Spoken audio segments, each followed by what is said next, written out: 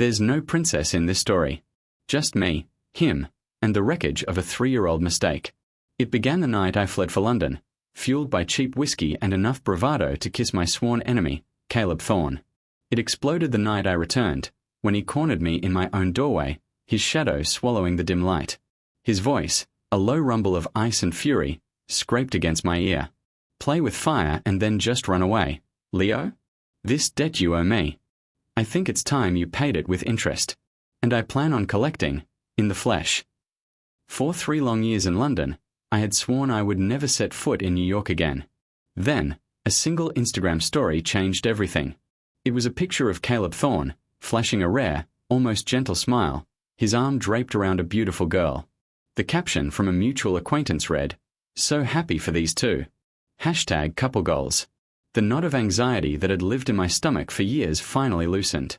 He had a girlfriend. He had a life. He had moved on. That meant the memory of my insane, drunken kiss had likely been relegated to the dusty attic of his mind. I could finally go home. The feeling of the humid New York air hitting my face was so overwhelming I almost cried. Greasy diner burgers, real New York pizza, street cart hot dogs. My God, I had missed them. The very first thing I did after dropping my suitcase in the middle of my small apartment was pull out my phone and open DoorDash. 5 minutes into an ecstatic ordering spree, my buzzer rang. Wow, delivery in this city has gotten ridiculously fast, I muttered to myself, jogging to the door, my mouth already watering. But when I swung the door open, the smile on my face froze and shattered. All thoughts of a celebratory meal evaporated. Standing before me, taller than I remembered, his shoulders seeming to block out the entire hallway in a crisp, white dress shirt, was Caleb Thorne. He looked older, his features sharper, and 1,000 times more intimidating than the boy I had run from. Here I was, Leo Miller, exhausted from a transatlantic flight, minus not even having had time to warm a chair in my own home, and my personal boogeyman was already at the door. Weren't the rumors saying he was blissfully in love, with no time to hunt down a fugitive like me? Who the hell had tipped him off? Knowing Caleb's vindictive nature, I calculated the damage. I kissed him once. By his logic, he'd probably want to repay that tenfold. My brain screamed one word: danger. My first, most primal instinct was to slam the door in his face. But I was fast, and he was faster. The moment my hand tightened on the doorknob, an expensive leather shoe wedged itself in the gap. My desperate defense crumbled instantly. Our eyes met. I flinched, my gaze darting away from the intense, piercing stare that felt like it could see right through me. The air grew thick, heavy with unspoken history. Not going to invite me in. His voice was a low, emotionless baritone. "It's not a good time," I stammered. "Oh, why not?" He raised a perfectly sculpted eyebrow, his expression daring me to lie. My mind raced, scrambling for an excuse, any excuse. "My girlfriend is here," I blurted out, the words tasting like ash.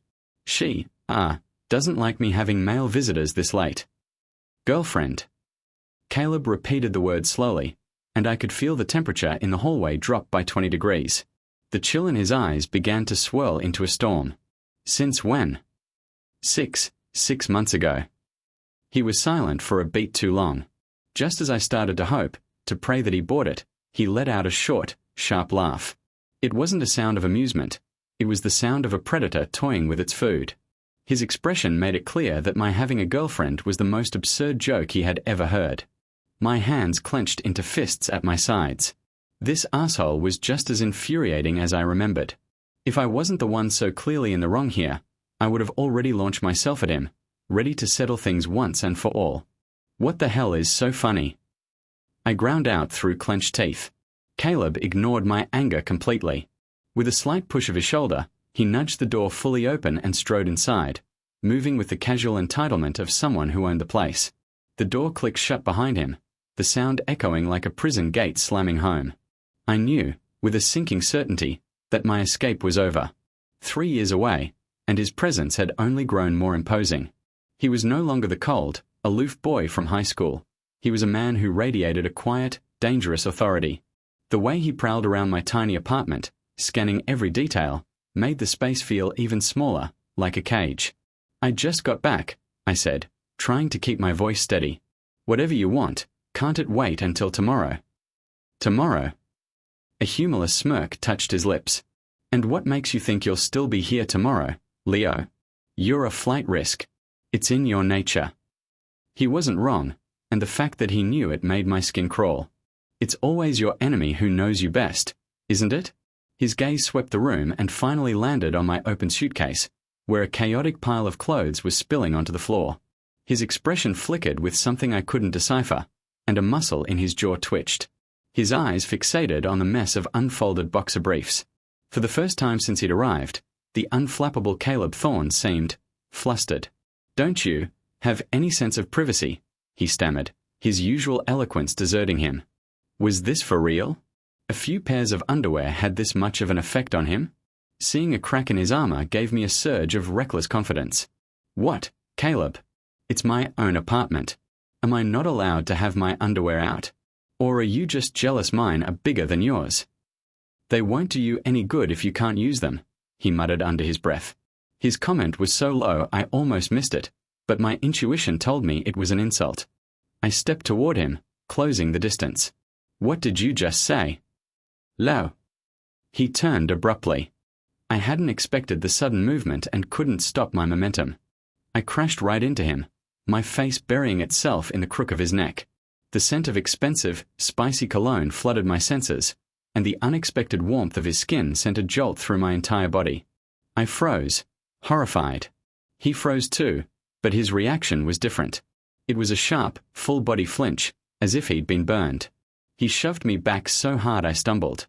His eyes were wide with a familiar, visceral disgust. The memory hit me like a punch to the gut. Of course. He hated being touched. Back in high school, I had once accidentally brushed his hand reaching for a textbook. He had recoiled instantly, his face contorting in revulsion before he bolted to the men's room. I later saw him at the sink, scrubbing his hands over and over as if trying to remove a stain. It was like I was a virus. The rumor mill went wild, and soon everyone was giving me a wide berth, whispering about whatever was so wrong with me that Caleb Thorne couldn't stand my touch. I learned to navigate the hallways like a minefield, terrified of accidentally making contact with him again. I finally snapped. The night before I left for London, fueled by alcohol and 3 years of pent-up frustration, I saw him standing alone in the corner at a party. I grabbed him, slammed him against the wall, and kissed him. I kissed him hard, driven by a wild, desperate need to see him lose control, to see if he'd run off and try to sterilize his mouth with antiseptic. To this day, I can still picture his face. He looked like a startled rabbit, completely stunned, but his eyes held a defiant fire. "Leo," he'd managed to say, his voice tight, "do you have any idea what you're doing? Isn't this what lips are for?" I slurred back. "I'm a guy, Miller." "What a coincidence," I grinned, pressing closer. "So am I. Argue again and I'll kiss you until you can't breathe." He fell silent. And I, drunk on power, took full advantage. The next morning, the hangover came with a tidal wave of regret. Dancing on the edge of a cliff is thrilling, but the cliff's name was Caleb Thorne. He was cold, calculating, and above all, he never, ever forgot a grudge. Messing with him was a death sentence. So I ran. I ran for 3 years, only daring to return when I heard he had a girlfriend. But I had been a fool. Having a girlfriend and seeking revenge were, to him, 2 completely separate issues. "Why did you kiss me?" His voice, low and intense, dragged me back to the present. The question hung in the air between us, heavy and sharp. I was cornered, with no witty retort, no drunken courage, only the suffocating weight of his stare. My lips trembled, and for the first time that night, it was purely from fear. I took a shaky step back, putting my hands up as if to physically push his question away. "Look, Caleb." Whether it was then or just now, it wasn't on purpose. I was drunk back then, and I just tripped. If it bothers you that much, I'll apologize. Or I can pay you back, whatever you want. The words were meant to de-escalate, to sound reasonable. But they had the opposite effect. His eyes, which had been cold, now blazed with a dark, dangerous fire. He closed the distance between us in a single stride, his hand shooting out to grab my wrist. The grip was like iron. "Pay me back," he hissed, his face inches from mine. "You play your little game, toss me aside, and then disappear for 3 years. You think a simple apology is going to cut it?" He wouldn't. Of course he wouldn't. The ghosts of high school taunted me. Kids who had crossed Caleb Thorne ended up either transferring schools or showing up with black eyes, begging for his forgiveness. I remembered the day he'd stormed into the principal's office after my father had been called in. The raw fury in his eyes as he'd looked at my dad, the way he'd screamed at me, "Leo, why didn't you say anything? Do you like getting hurt? Are you some kind of masochist?" It was all still seared into my memory. I could vividly imagine my own grim future. The thing that baffled me was his choice of words. Toss me aside. He made it sound like I was some heartless player who had broken his heart. And why was he holding me like this? This was the guy who treated human contact like a plague. Could it be that his idea of revenge was? A horrifying thought took root in my mind. I twisted my arm, trying to break free from his grasp. "I thought 3 years would be enough time for us to get over this," I said, my voice rising with panic. "But if it's not, how about I just leave for another 3? Deal?" "Lao!" He roared my name, the sound bouncing off the walls of my tiny apartment. It startled me into silence, forcing me to finally face him. "Fine," I conceded, my bravado a thin shield. "I admit it. I kissed you. But I was wasted out of my mind. You were sober, you're taller than me, stronger than me. Couldn't you have just pushed me away?" My mind, desperate for an escape route, latched onto a wild, reckless idea. "Or maybe you secretly liked it. Do you hear the absolute bullshit coming out of your mouth?" He was breathing heavily now, his composure finally cracking. With a raw, frustrated sound, he shoved me backward.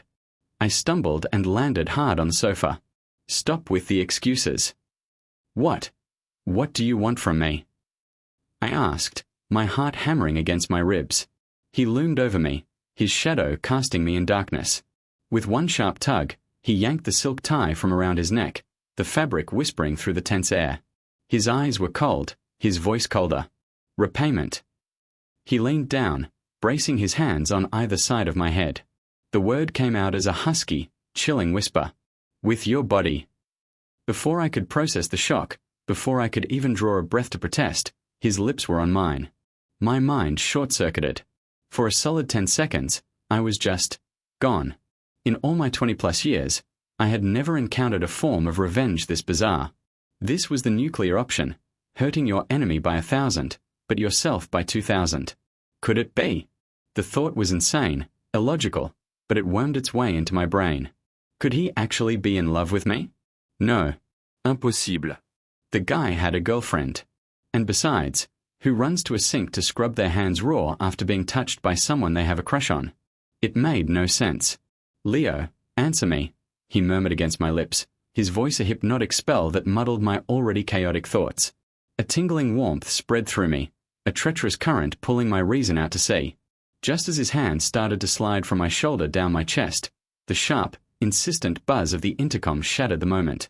I jolted back to reality as if waking from a trance.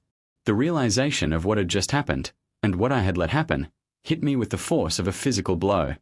I hadn't pushed him away. For a terrifying moment, I had actually closed my eyes and leaned into it. "I'm straight," my brain screamed at me. How can one kiss from a guy have me this mesmerized? And not just any guy, a guy with a girlfriend. That made me the other man. A home wrecker. A scumbag. The thought soured in my mouth.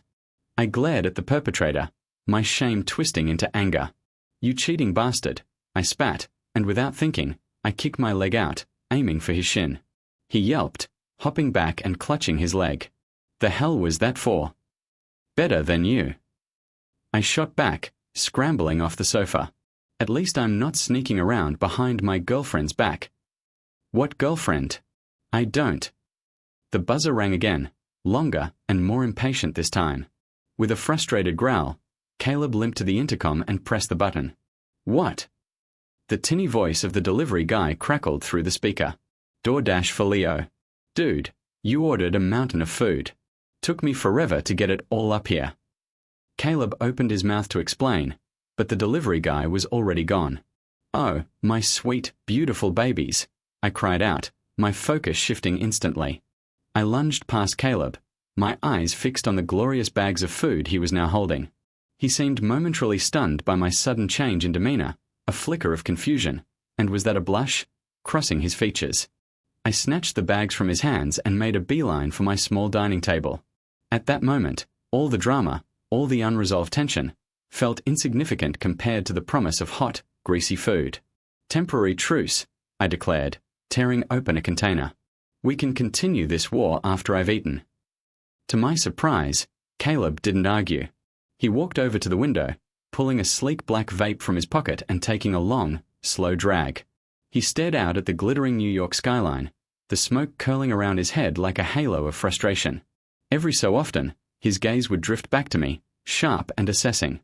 I, in turn, watched him from under my lashes while inhaling a slice of pizza. I had to admit, the man knew how to wear a suit. The fabric stretched taut across his broad shoulders, hinting at the lean muscle beneath.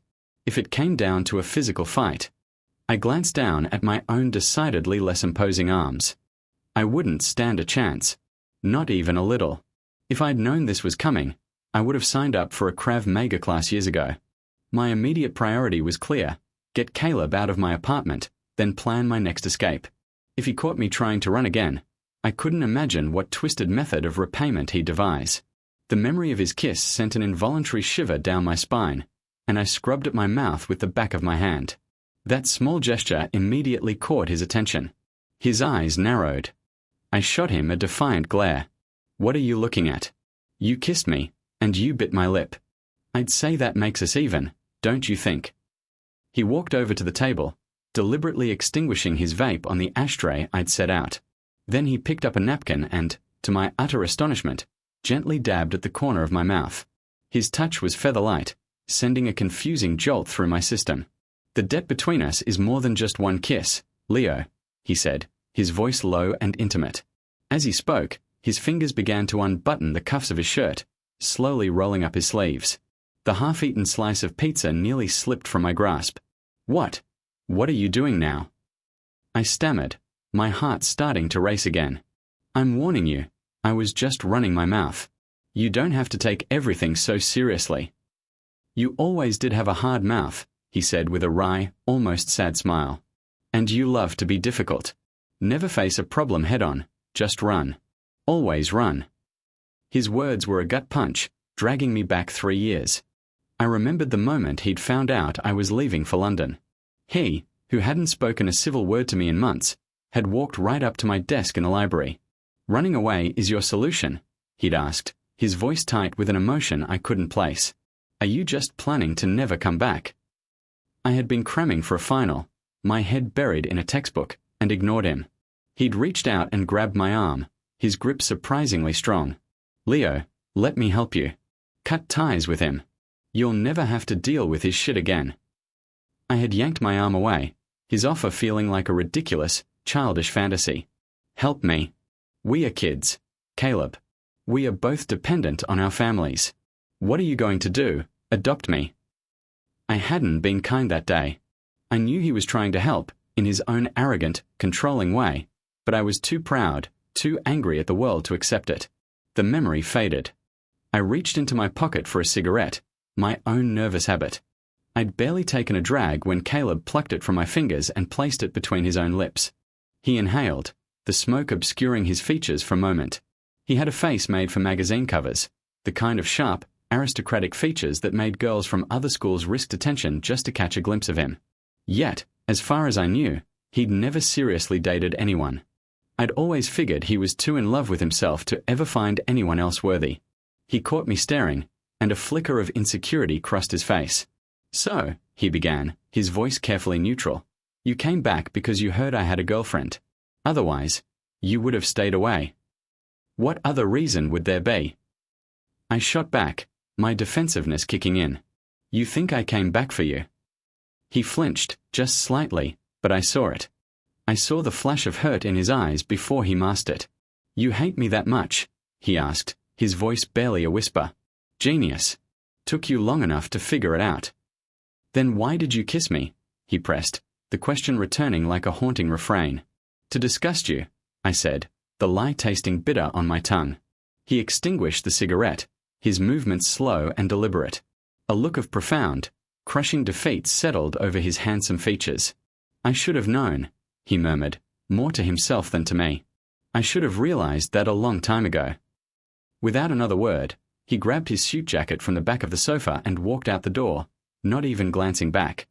I was left in the sudden, deafening silence, stunned. I hadn't expected it to be that easy.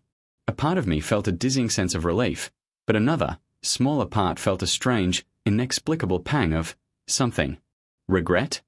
I didn't understand why. Whenever I was around Caleb Thorne, every stubborn, rebellious instinct I possessed roared to the surface. He was used to getting his way, to being admired and feared. My blatant rejection must have been a blow to his massive ego. He probably wouldn't be back anytime soon. Later that night, I was lying in bed, scrolling through flight prices, when my phone buzzed with a text from an unknown number.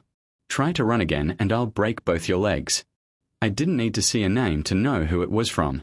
And I didn't doubt for a second that he meant it. I chain-smoked 3 cigarettes, pacing the length of my small apartment, the acrid smoke doing nothing to calm the storm in my head. Why was he so obsessed with me? Was tormenting me some kind of power trip for him? Didn't he understand the concept of letting things go? Or did he truly believe I was so pathetic, so broken, that he could bully me for the rest of my life without consequence? Well, he had another thing coming. My anger, hot and sharp, finally boiled over. I snatched my phone, my thumbs flying across the keyboard. I've had a long day, arsehole. The only thing I'm running is a hot bath. I hit send, threw the phone on the bed, and immediately began shoving clothes back into my suitcase. My plan was simple: check into a cheap motel for the night, catch the first flight out to literally anywhere in the morning. This city wasn't safe anymore. Caleb was too extreme, too unpredictable. His resources were terrifying. The fact that he'd found me within hours of my landing, despite my careful efforts to keep my return quiet, was proof of how far his reach extended. With a final, paranoid glance around the room, I grabbed my wallet, slung my backpack over my shoulder, and crept to the door. I took a deep breath, turned the lock as quietly as possible, and pulled it open. And my world stopped. My blood ran cold. He was right there, leaning against the opposite wall of the hallway, bathed in the dim, flickering fluorescent light. He looked like a ghost, a vengeful spirit summoned from my worst nightmares. A slow, chilling smile spread across his face. "Did you really think I'd let you run a second time, Leo? What the hell is wrong with you?" I hissed, my voice trembling with a mixture of fear and fury. Who camps out in front of someone's apartment in the middle of the night? You're a psycho. He ignored my outburst, pushing himself off the wall and advancing on me. He backed me into the apartment, kicked the door shut with his heel, and before I could react, he'd hoisted me over his shoulder in a fireman's carry. "Help! Let me go!" I yelled, kicking and struggling, but it was like fighting against a brick wall. Was he actually going to break my legs? Panic seized me. "Caleb, you fucking maniac, put me down. Just because your family has money doesn't mean you can just do whatever you want. This is kidnapping. I'll press charges. I swear to God I'll ruin you." In my frantic thrashing, my flailing arm knocked a picture frame off the wall. It tumbled through the air, its sharp corner aimed directly for my head. I squeezed my eyes shut, bracing for the impact. It never came. I felt a slight jolt as Caleb shifted his weight. I opened my eyes to see him holding the frame in his free hand. He was impossibly fast, his reflexes honed and precise. He let out a low hiss of pain, and I saw a dark, angry red mark blooming across his palm where he'd caught the frame. The sight momentarily stunned me into silence. He took the opportunity to stride into the bedroom and dump me unceremoniously onto the bed. He pinned my wrists down before I could even think of scrambling away. "Still want to run?" he asked, his voice a low, dangerous growl. "You said you wanted me to pay you back, right?" I blurted out, my mind racing. "But the kind of payment I was talking about is not the same as what you're thinking." "I think it is." "Well, I take it back." "Okay. I regret it." "Too late. I'm warning you, don't you dare try anything." "Or what?" he whispered, leaning in so close I could feel the heat of his breath on my lips. "Are you going to cooperate?" "You're shameless," I spat. His grip on my wrists tightened. "Don't move," he said, his tone shifting. "I want to show you something." My face flushed. 3 years had turned him from a cold, aloof teenager into a full-blown pervert. But then, He did something completely unexpected. He reached into the inner pocket of his suit jacket and carefully pulled out a faded, baby pink envelope. He held it in front of my face, his expression deadly serious. "Leo, I've thought about this. And I think you're lying. If you hate me so much, why did you write me a love letter?" A love letter? He'd left in a rage just to go home and get this? "I have no idea what you're talking about," I said, genuinely confused. "I never wrote you a love letter. Are you insane?" "Don't deny it. I'd recognize your handwriting anywhere." This was absurd. I pushed against his hold, fueled by righteous indignation. "Let me see that." He finally released me. I snatched the pink envelope from his hand and tore it open. Inside was a single sheet of matching pink paper. And on it, in my own unmistakable, slightly messy script, was a line that made my face burn with a shame so intense it felt like a fever. My shoulders slumped in defeat. "Okay," I mumbled, rubbing my temples.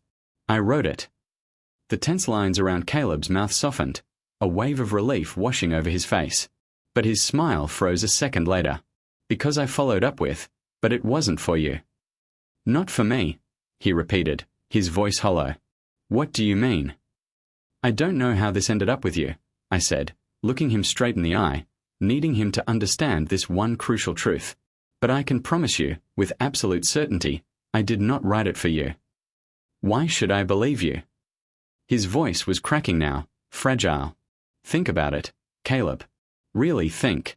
Besides that one drunken kiss, have I ever, in all the years we've known each other, shown even a hint of interest in you?"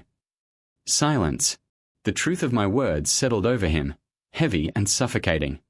I watched as the arrogant, confident facade he wore like armor crumbled away, revealing the raw vulnerability beneath. He turned away from me, unable to meet my eyes, but not before I saw them glisten with unshed tears.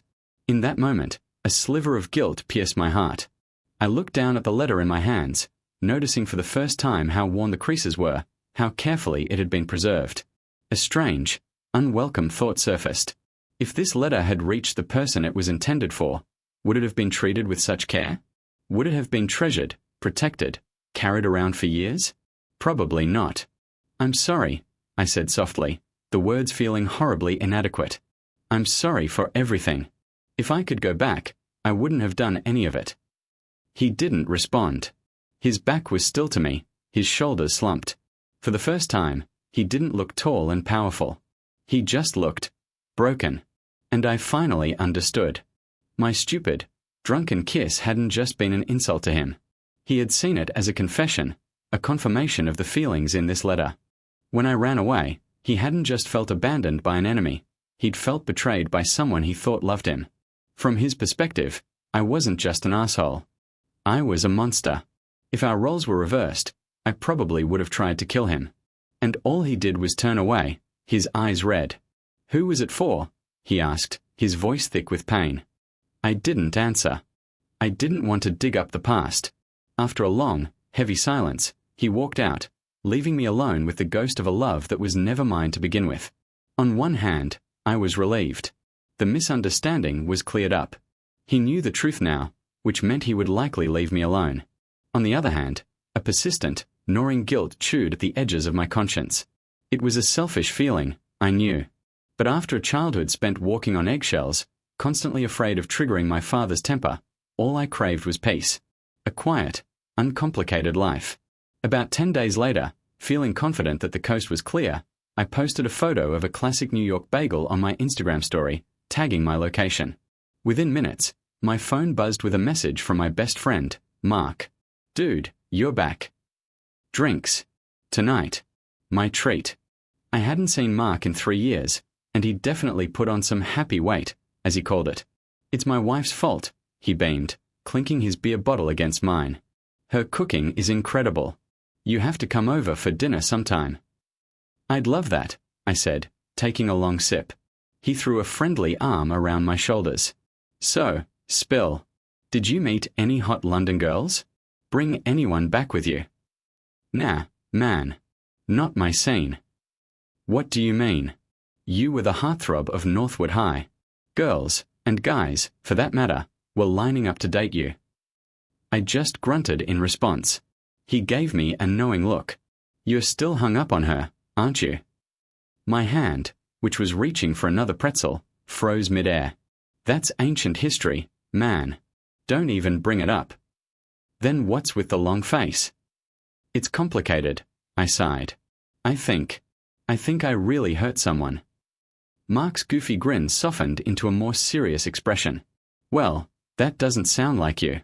Do you have feelings for this person? No, it was a misunderstanding.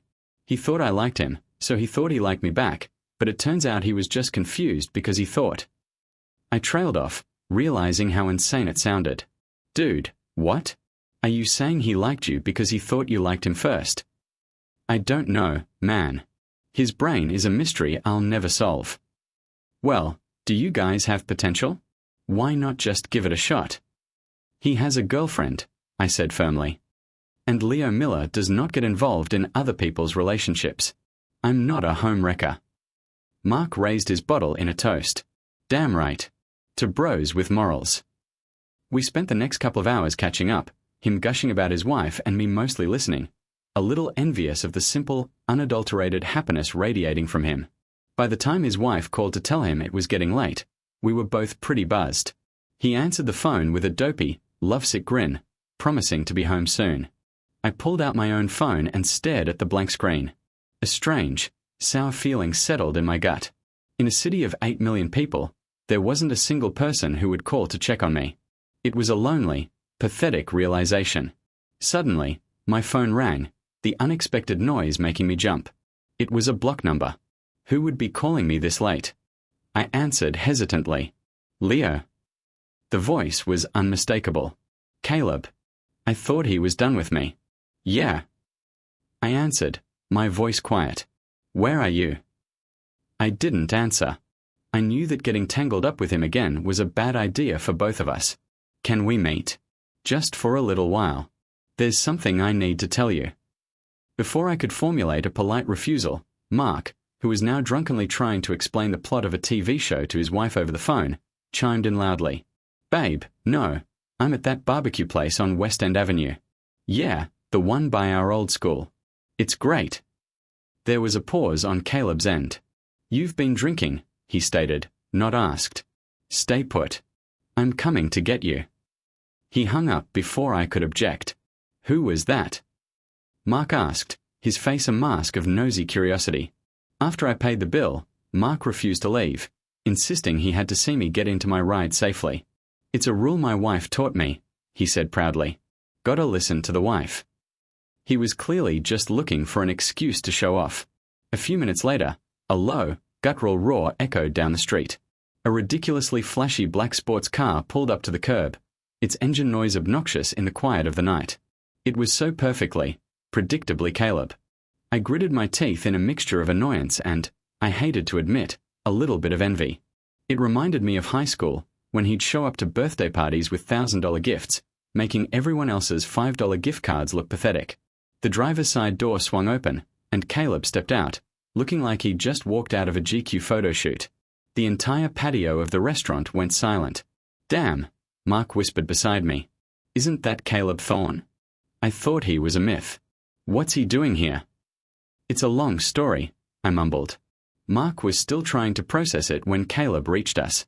You drank a lot, didn't you? He asked, his eyes scanning my face with concern.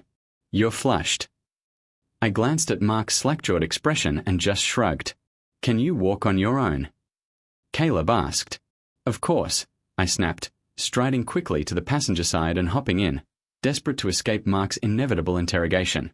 But Mark leaned into the open window before Caleb could drive off. Hey, Leo, my wife has this super cute cousin. I should totally set you two up. I forced a smile. Dude, you couldn't have mentioned this 2 hours ago. Sorry, man, I was just so happy to see you. I'll text you her number. Make sure you add her. To get him to leave, I just nodded. Okay, got it. As we pulled away, I chanced a glance at Caleb. He was silent, his jaw tight, his knuckles white as he gripped the steering wheel.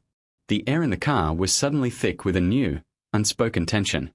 I buckled my seatbelt, praying he wouldn't take his mood out on the gas pedal.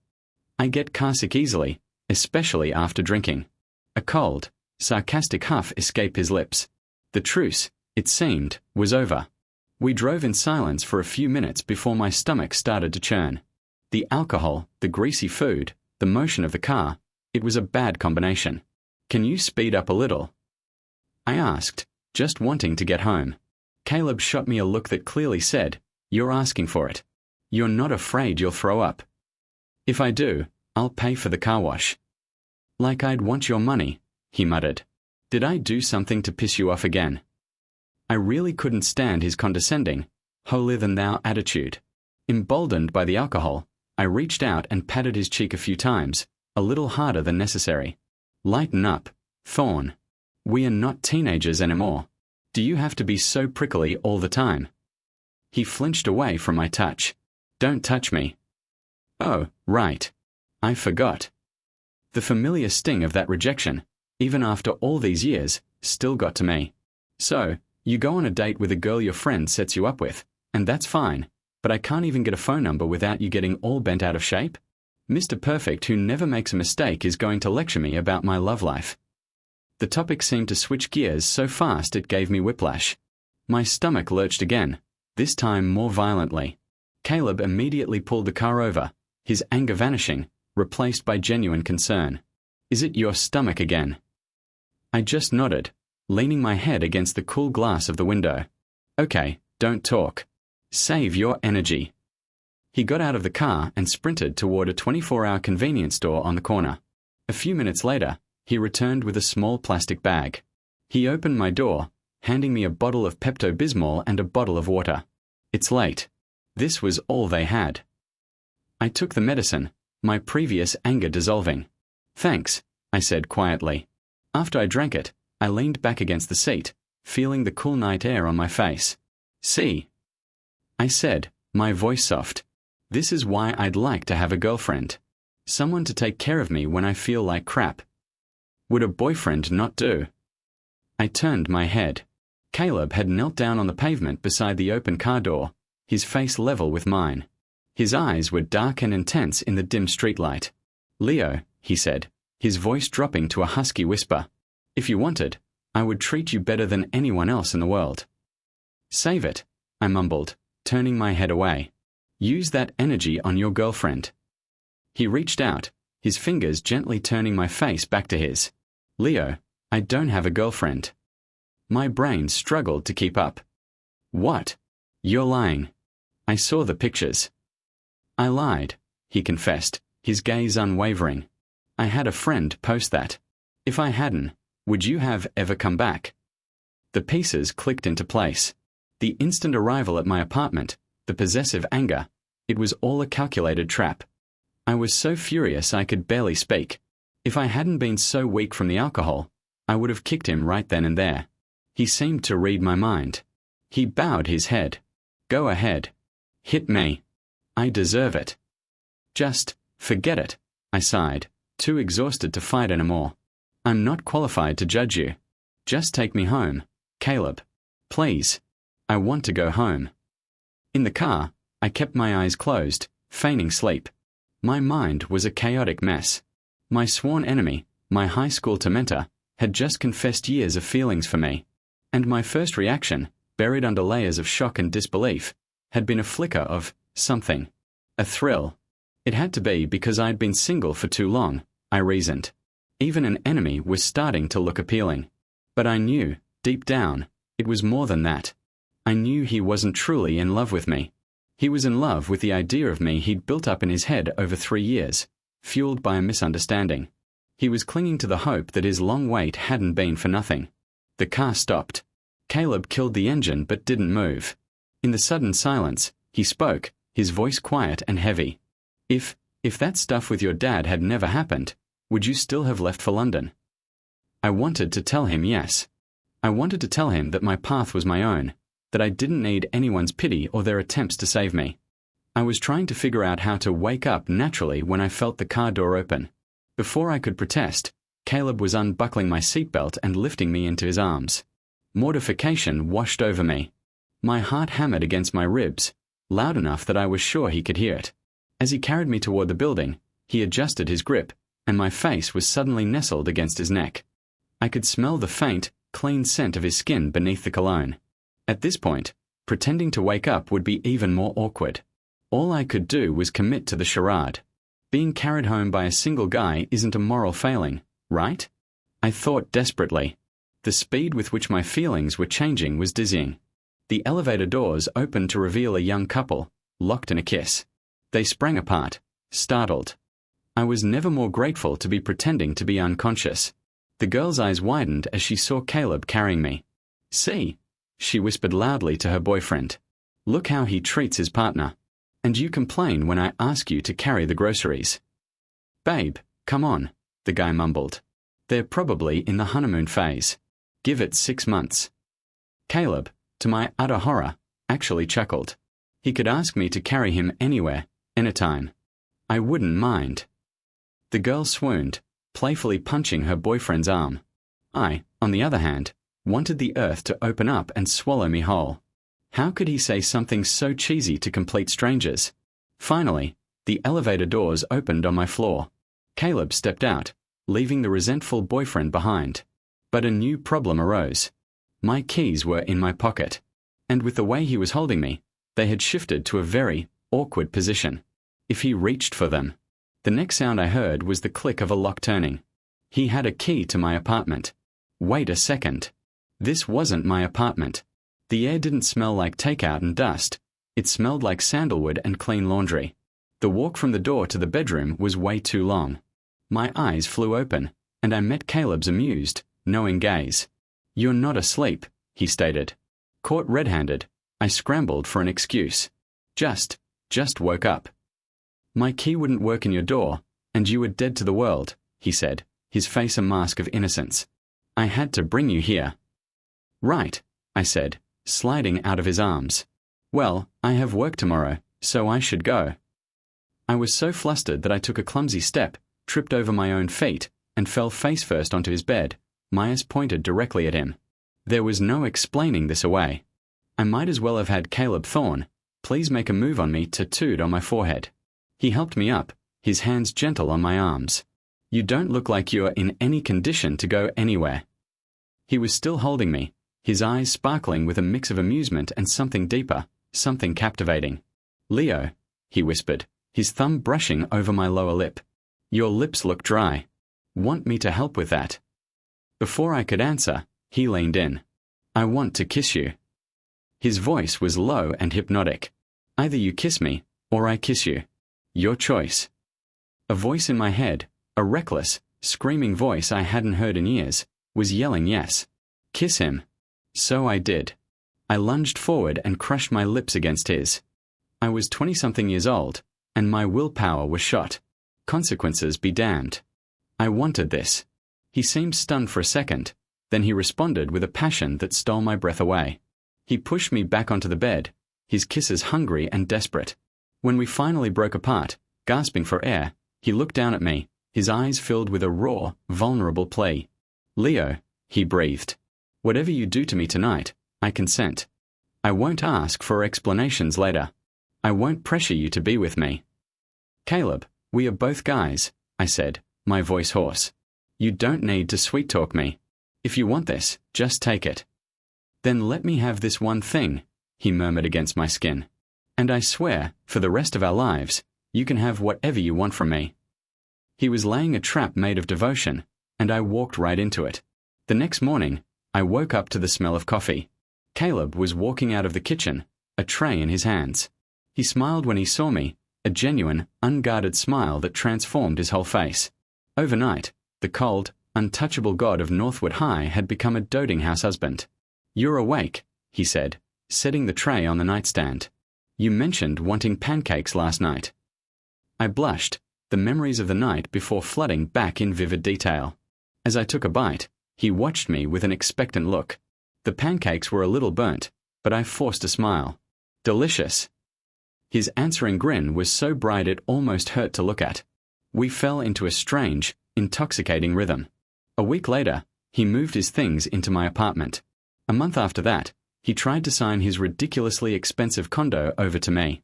"This is money I earned myself," he insisted when I refused. It has nothing to do with my family. Leo, I want to give you everything. A place where no one can ever hurt you again. Not even your father.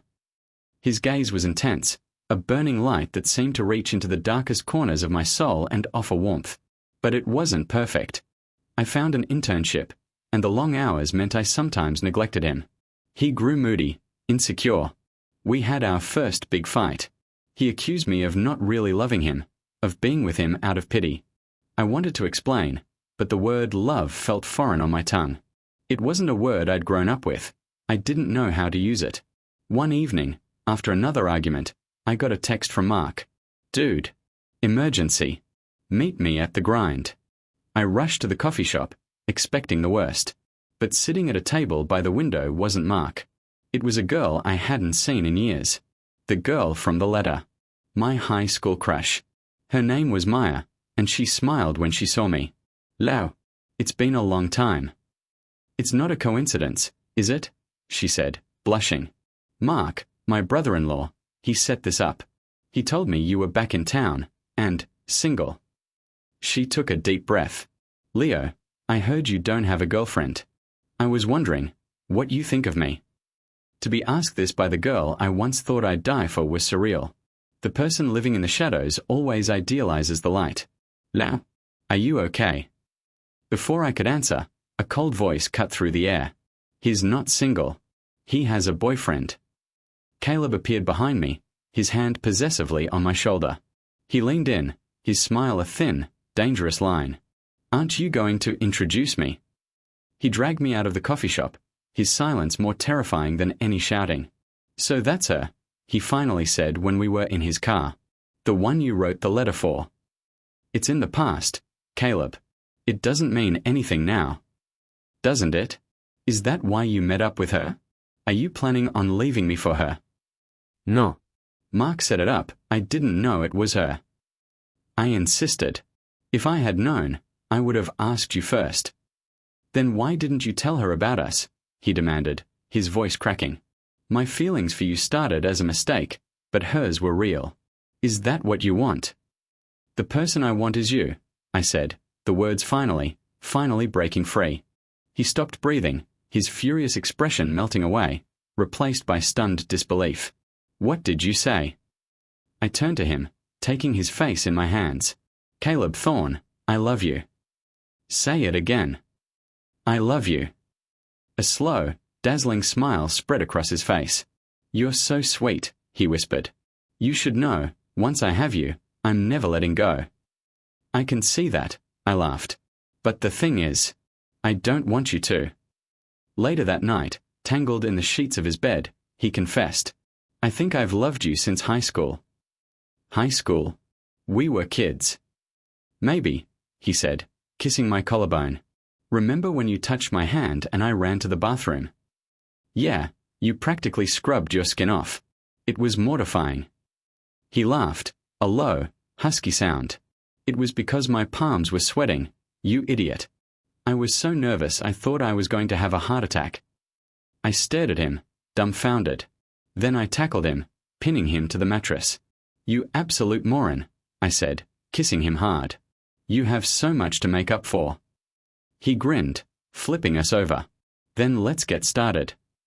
Just then, my phone rang. It was Mark. Caleb gestured for me to answer it. Dude. Mark's voice boomed. Maya told me you left with some guy. Is it true? It's true. Who is it? Caleb took the phone from my hand. It's Caleb, he said smugly. Didn't you know? He's been secretly in love with me for years. I could hear Mark sputtering on the other end as Caleb hung up. He wrapped his arms around me, nuzzling my neck. My love, he murmured, his voice laced with a happiness so pure it was contagious. I think I'm going to be sick, I groaned, but I was smiling. Too late to regret it now. And for the first time in my life, I knew with absolute certainty that I wouldn't.